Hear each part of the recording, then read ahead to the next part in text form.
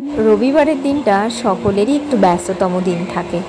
সবাই সেদিনকার অফিস ছুটি থাকে, বাড়িতে থাকে।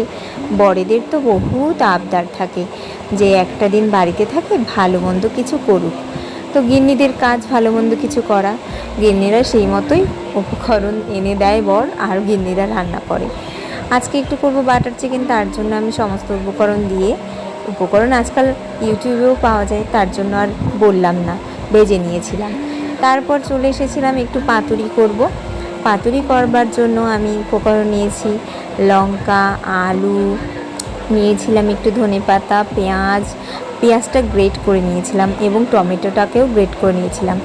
আদা রসুনের পেস্ট নিয়েছিলাম একটু।